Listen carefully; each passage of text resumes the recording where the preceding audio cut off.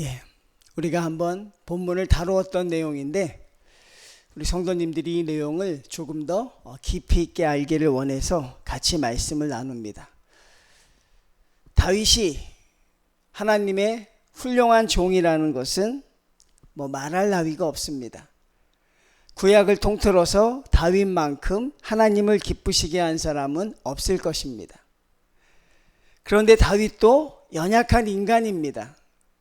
하나님 앞에 붙들렸을 때 그 사람이 대단히 쓰임을 받는 것이지 사람 자체가 대단한 법은 없는 것입니다. 성도님들, 그걸 여러분이 좀 아셨으면 좋겠어요. 우리 교회는 목사님이 새로 오셨는데 너무 훌륭하게 잘하셔. 그거 아니에요, 여러분. 결국은 무엇입니까? 하나님이 하신 것이죠. 그러니까 자꾸 목회자를 이야기하지 말고 목회자 뒤에 하나님을 이야기해야 되는 것이고, 아무리 열심히 한다고 해도 하나님이 허락하지 않으면 안 되는 것입니다. 다윗이 왜 훌륭한가? 그의 개인적인 자질은 하나도 중요하지 않습니다. 결국 무엇입니까? 하나님이 다윗과 함께 하셨기 때문에 가능한 것이죠. 그런데 하나님과 함께하는 삶 중에서 거기에도 여러분 매너리즘이 찾아와요. 여러분도 그렇잖아요. 오늘 주일이네. 또 가서 예배 드려야겠네. 이렇게 여러분, 우리에게 항상 그게 기쁨으로 다가오진 않아요. 저는 여러분들이 매일같이 뛸 듯이 기쁨으로 교회 온다고 그렇게 생각하진 않습니다. 맞습니까? 오늘 오기 싫은데 억지로 오신 분이 있으면 고개 한번 끄덕여 주시면 좋겠어요. 오늘 되게 오기 싫었는데 왔습니다. 저도 설교하기 싫을 때가 있어요, 여러분. 오늘은 누가 와서 설교 좀 해줬으면 좋겠다. 부교육자 하나 있어서 누가 좀 해줬으면 오늘은 내가 좀 좋겠다. 여러분, 제가 늘 기쁨으로 매주 뛸 듯이 설교하는 거 아님을 믿으시길 바랍니다. 왜? 연약한 인간이니까요. 다윗에게 두 가지 잘못이 있었어요. 여러분이 첫 번째 잘못이 뭡니까? 누구나 이야기하는 게 있어요. 밧세바를 범했다는 것. 끔찍한 죄라고 생각하지요. 다윗이 너무나도 한가하게 전쟁을 하고 있는데 다윗은 전쟁터에 나가지 않고 너무나도 한가하게 자기 왕궁을 거닐다가 한 여인을 바라보게 돼요. 평상시 같으면 안 그랬을 텐데 그날따라 그 여인에게 욕정이 생긴 거죠. 육체적인 욕구가 생긴 거예요, 사실은. 그래서 왕의 지위를 이용해서 그 여인을 탐하기로 합니다. 그런데 그 여인을 탐하려고 하니 거추장거리는 장애물이 있었어요. 그게 누구입니까? 남편이었겠죠. 그래서 요압을 시켜서 남편을 전쟁터에서 제거합니다. 그리고 그 여인을 범하고 자기의 부인으로 삼아요. 끔찍한 죄죠. 천인 공노할 만한 죄지요, 여러분. 그래서 하나님은 그 죄를 통해서 다윗의 아들 하나의 생명을 걷어가십니다. 다윗이 회개했지만. 다윗의 두 번째 죄는 뭐예요? 오늘 나오는 것입니다. 인구조사한 것입니다. 여러분, 밧세바를 범한 죄가 커요? 아니면 인구조사를 한 죄가 커요? 모든 사람들은 그래요. 밧세바를 범한 죄가 크다고 합니다. 그런데 밧세바를 범했을 때 하나님이 거두어 가신 것은 다윗의 아들 한 명의 생명이었지만 오늘 인구조사를 했을 때 하나님이 거두어 가신 것은 이스라엘 백성 7만 명의 목숨을 거두어 가십니다.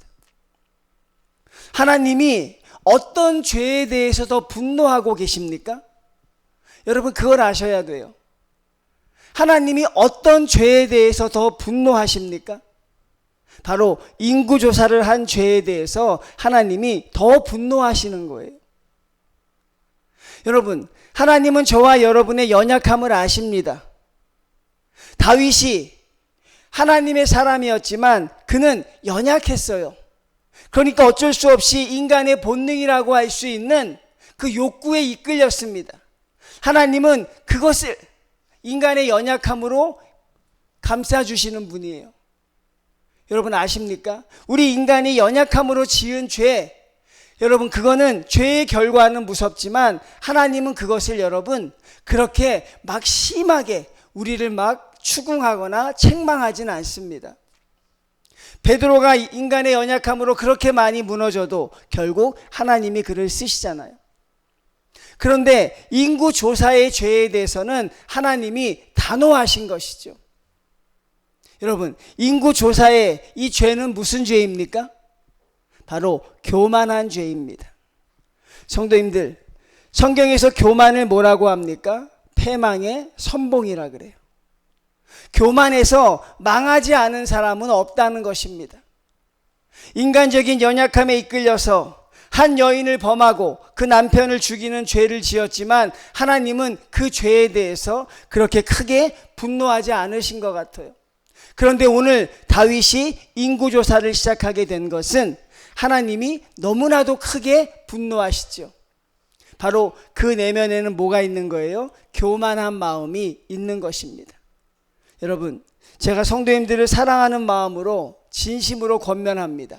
여러분, 절대로 교만해지지 마십시오.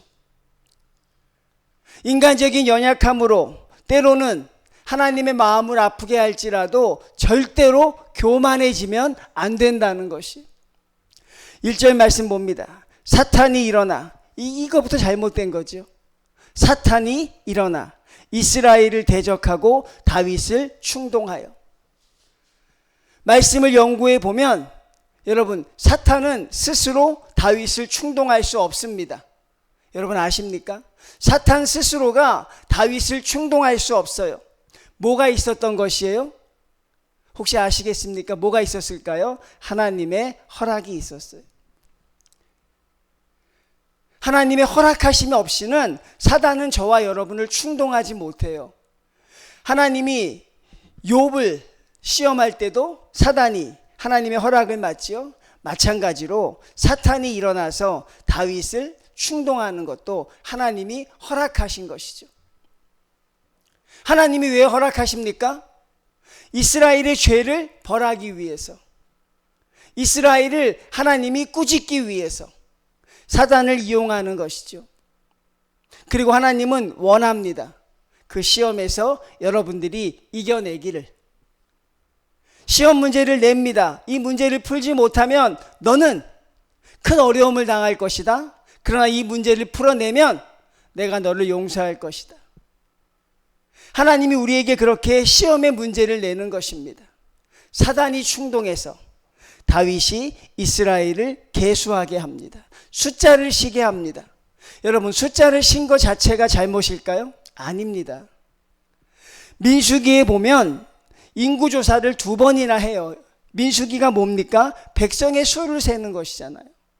인구조사 자체는 죄가 되지 않아요, 여러분. 뭐가 중요한 거예요? 그 동기가 잘못된 것이죠. 하나님이 가장 중요하게 여기는 건 이 동기입니다. 여러분이 예배당의 자리에 오지만 예배당의 자리에 앉았다는 것이 아니라 하나님이 보시는 건 여러분의 마음속에 있는 하나님께 예배를 드리는 동기입니다. 내가 하나님 앞에 어떤 마음으로 예배를 드리냐 하는 것이죠. 여러분, 하나님이 여러분의 예배를 받으실 줄 믿으십니까? 우리 정인교회 모든 성도들의 예배를 다 받으실까요? 그러면 이사야에 나온 건 뭡니까? 나는 너희가 드리는 제물을 받지 않을 것이라. 너희가 나에게 드리는 모든 제물이 나는 도저히 받을 수 없을 것이라. 누가 저 성전의 문을 좀 닫아줬으면 좋겠다라고 하시는 하나님의 말씀은 무엇입니까? 드리지 않아서입니까? 바치지 않아서입니까? 아닙니다. 여러분의 마음이 선하지 않기 때문에 그래요. 여러분의 동기가 아름답지 않기 때문에 그래요. 하나님 한 분만을 바라보며 하나님의 성전에 나와야 하는데 여러 가지 다른 이유들로 하나님 앞에 서면 그 자체가 거룩한 것이 될 수 없지요. 여러분, 민수기에서는 인구조사를 왜 했습니까? 만 20세 되는 남자들을 계수했습니다. 왜 계수합니까? 성전세를 내도록 하기 위함이에요. 성전세를 낸다는 건 무엇입니까? 하나님을 의지한다는 것입니다. 하나님을 의지한다는 건 무엇입니까? 하나님이 지켜주시겠다는 거예요. 하나님께 보호하심을 받는 사람들을 세기 위해서 하나님이 인구조사를 하게 하신 것이죠. 그것은 여러분 사단을 충동한 게 아니라 하나님이 하신 거예요. 근데 오늘 다윗의 인구 조사는 어떻습니까? 사단이 충동한 것이죠. 다윗이 한번 생각해 본 것입니다. 내가 얼마나 많은 것을 이루었는가?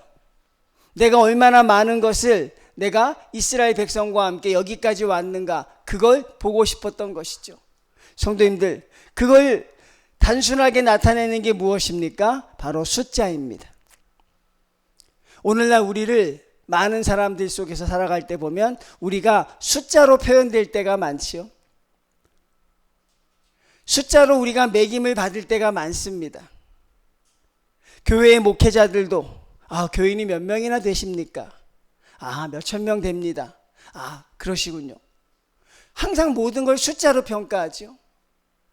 남자의 능력도 뭐로 평가합니까? 뭐로 평가해요? 연봉으로 평가하잖아요. 저 사람은 연봉 5천만 원짜리, 저 사람은 연봉 1억짜리. 사람이 숫자로 평가되는 것이죠. 사람은 이렇게 숫자로 나타내기를 원해요. 그게 사람의 본성입니다.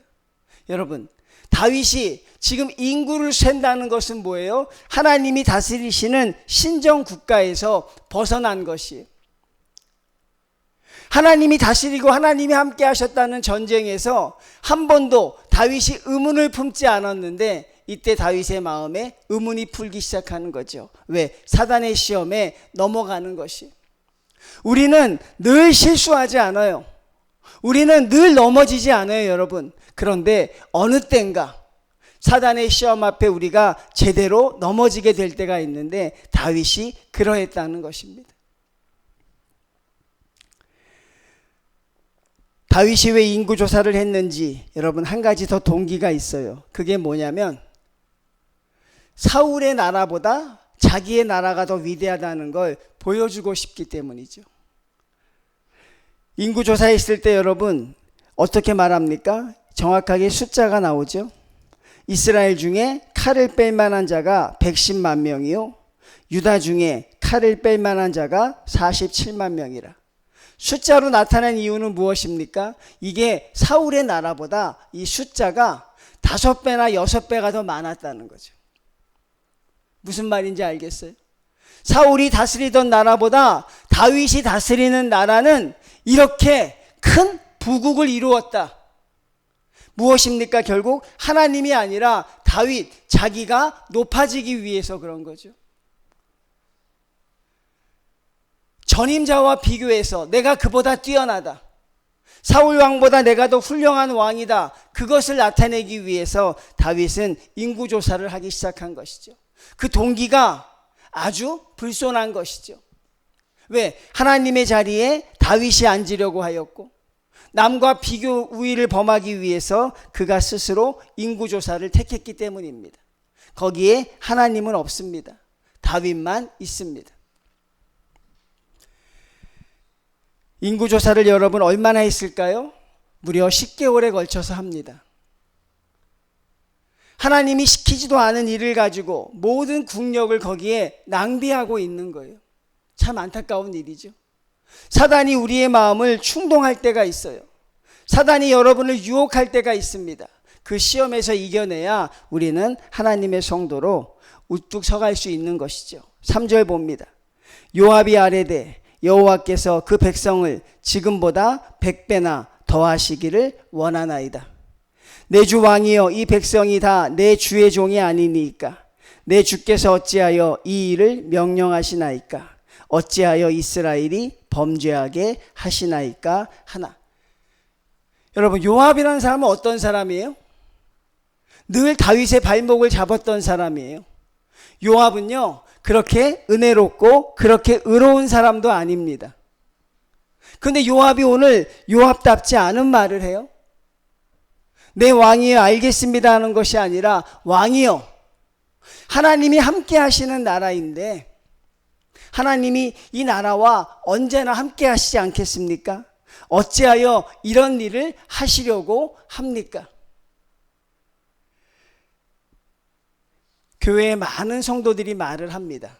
그런데 보통 목회자가 귀담아 듣는 사람은 어떤 말이냐면 중직자나 예배에 참석 잘하는 사람들의 말을 주로 들어요.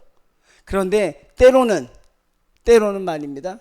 교회에 잘 나오지 않고 예배에 관심이 없고 하나님 나라에 큰 의미를 두지 않는 사람의 말도 이렇게 놀랍게 다가올 때가 있는 것이죠.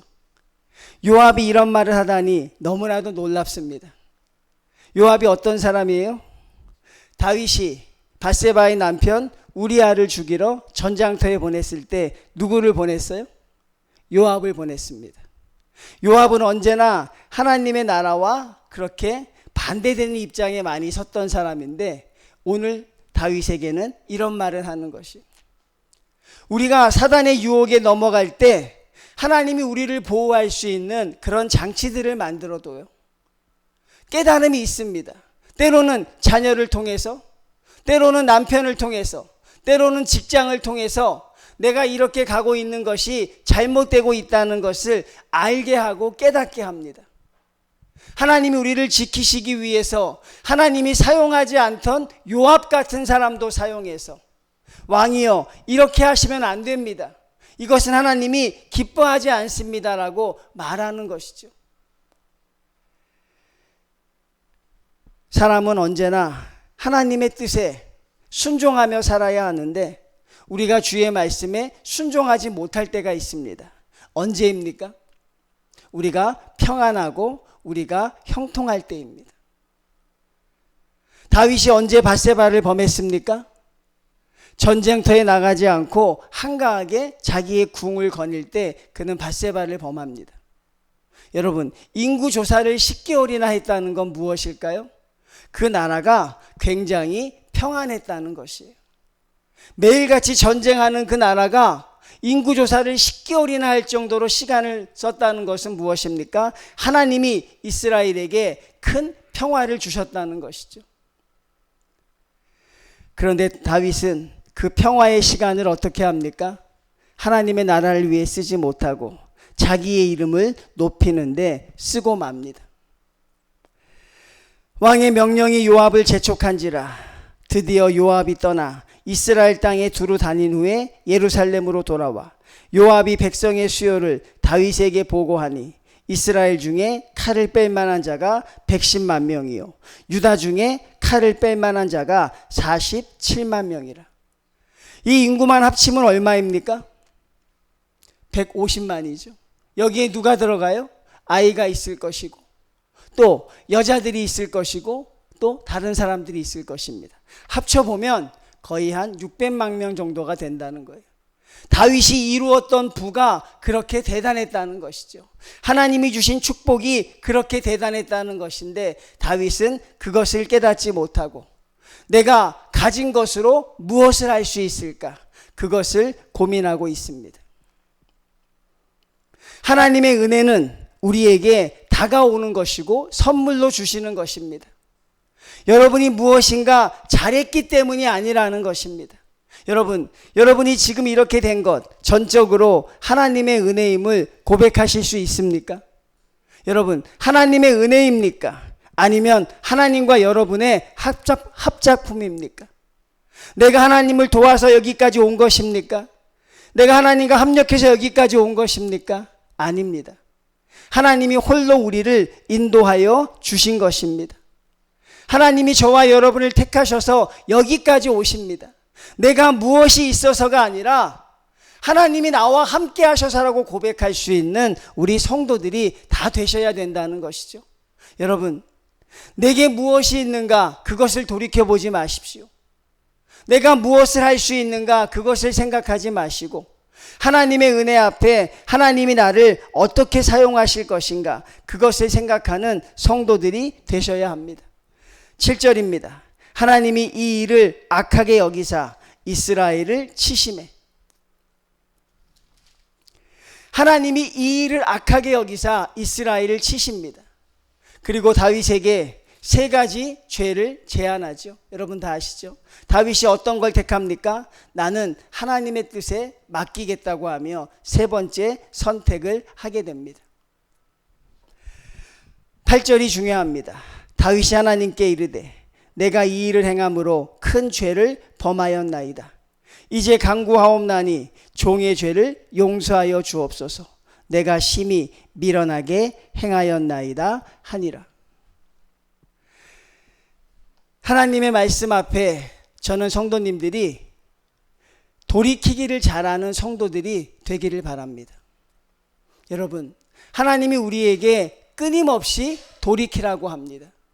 돌이키지 못하면 죽는 것이, 하나님이 우리를 사랑하셔서 요압도 보내주시고, 하나님이 우리를 사랑하셔서 선지자도 보내주시고, 하나님이 우리를 사랑하셔서 말씀으로 깨우쳐 주기도 하시고, 왜 그런 말씀을 주십니까? 돌아오라는 것입니다. 돌아오지 않으면 죽는다는 것입니다. 하나님이 말씀하십니다. 너 그 길로 가다가 죽어. 너 그 길로 계속 가다가 어떻게 하려고 하니? 너 그 길을 계속 고집하다가 어떻게 되려고 하니? 하나님이 우리를 사랑하셔서 우리에게 경고함으로 돌이킴을 주는 것이죠. 다윗이 훌륭했던 이유는 무엇입니까? 하나님 앞에 죄를 지었지만 그는 하나님의 징계 앞에서 언제나 진심으로 회개할 줄 아는 사람이었습니다. 여러분, 하나님의 음성 앞에서 절대 교만해지지 마십시오. 하나님의 말씀 앞에서 여러분 절대로 머리 들고 주의 말씀 앞에 범죄하는 성도가 되면 안 된다는 사실이죠. 다윗은 하나님의 모든 복을 받아 누렸던 그 시점에 인구조사를 합니다. 그리고 내가 이것을 가지고 무엇을 할까? 내가 이것을 가지고 어떻게 할까? 내가 이것을 가지고 하나님 앞에 무엇을 할 수 있을까? 자기가 생각하는 사람이 되는 것이죠. 하나님은 그거를 원치 않았다는 것입니다. 여러분, 모든 것을 숫자로 표현하는 성도가 되지 마시고 하나님의 은혜를 여러분 온전히 주님 앞에 드릴 수 있는 성도가 되어야 되죠. 오병이어의 기적이 나타났을 때 예수님이 제자들에게 묻습니다. 이 많은 사람들을 먹여야 할 터인데 어떻게 하면 좋겠니? 어느 제자 한 명이라도 주여 주의 말씀대로 하겠습니다 하는 사람이 없었어요. 주여 저희가 무엇을 하오리까? 그렇게 말하는 사람도 없었어요. 빌립이 뭐라고 이야기합니까? 이 다른 사람을 먹이려면 200데나리온이 필요합니다. 빨리 계산해서 숫자를 댄 것입니다. 안드레는 뭐라고 했습니까? 여기 어린아이가 가져온 게 있는데 이게 뭐 도움이나 되겠습니까? 항상 우리는 모든 걸 숫자로 평하는 것이죠. 여러분도 그렇습니다. 내가 살아가는 삶 속에서 여러분이 숫자로 여러분을 평가할 때가 있죠. 하나님은 여러분을 천하보다 더 사랑하십니다. 하나님은 여러분을 이 세상과 바꾸지 않습니다. 여러분이 어떤 형편에서 살아가든지 하나님은 여러분에게 가장 큰 은혜를 주신다는 사실이죠. 성도님들, 이 세상을 살아가면서 우리가 연약함 가운데 실수할 수 있습니다. 우리가 어떤 실수를 하게 될지 아무도 몰라요. 우리가 어떤 죄를 짓게 될지 아무도 모릅니다. 그렇지만 여러분 마음속에 정말 굳게 하나 새기셨으면 좋겠어요. 내가 절대 하나님 앞에 교만하지는 말자. 내가 연약해서 죄를 짓고 내가 연약해서 한없이 나락에 떨어지더라도 하나님은 나를 지키시지만 내가 교만하여 하나님의 자리에 서려고 할 때, 내가 교만하여 하나님이 나에게 무엇을 주셨을까 그것을 세워보려고 할 때 하나님은 여러분과 저를 악하게 여긴다는 사실입니다. 저는 여러분의 동기가, 여러분의 마음이 하나님 앞에 합한 성도들로 살아가기를 진심으로 원합니다. 큰 죄악 앞에서 즉시 돌이켰던 다윗을 봅니다. 하나님의 말씀 앞에서 내가 이 일을 행함으로 큰 죄를 범하였나이다. 이제 간구하옵나니 종의 죄를 용서하여 주옵소서. 내가 심히 미련하게 행하였나이다 하니라. 하나님께 이렇게 고백하면 되는 거예요. 하나님, 내가 심히 미련하게 행했습니다. 하나님, 내가 주님 앞에 잘못된 길로 걸어갔습니다. 하나님 용서하여 주십시오 라고 하나님 앞에 간구하면 하나님이 저와 여러분의 기도를 들으신다는 사실이죠. 하나님은 다윗의 기도를 받습니다.